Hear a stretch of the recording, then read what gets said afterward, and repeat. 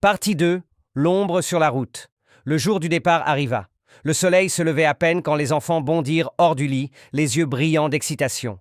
Les sacs étaient déjà empilés dans le coffre de la voiture et Hugh avait préparé un panier plein de sandwichs, de beignets et de jus pour la route.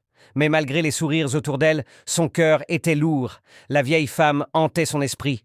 Hugh ne l'avait pas vue, mais M. John avait mentionné en riant cette prophétesse de malheur.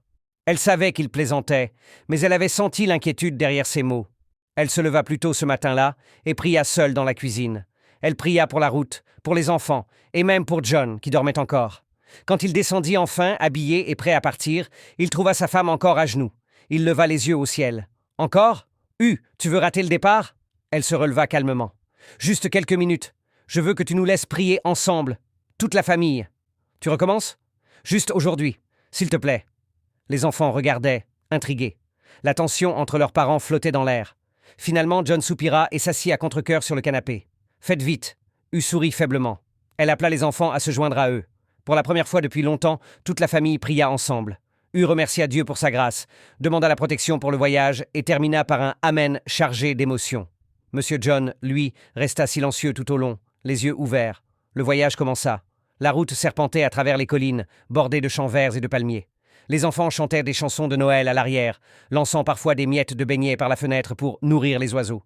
Monsieur John riait avec eux, oubliant peu à peu la vieille femme et ses sombres prédictions. Mais Hugh ne se détendait pas. Plus la voiture avançait, plus elle ressentait une pression invisible. Le ciel, d'abord clair, commença à se couvrir de nuages. La musique joyeuse dans la voiture fut soudain interrompue par un bruit sourd. Boum ! Suivi d'un bruit métallique. « Papa, c'est quoi ça ?» demanda l'un des enfants. La voiture fit une embardée sur le bas-côté.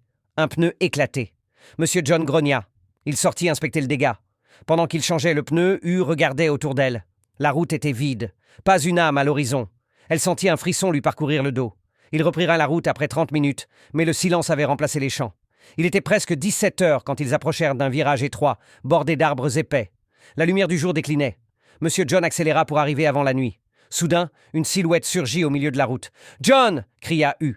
Il freina brutalement. Les pneus crissèrent, la voiture dérapa. Le choc fut inévitable. Tout devint flou. Un bruit sourd, des cris, puis le silence.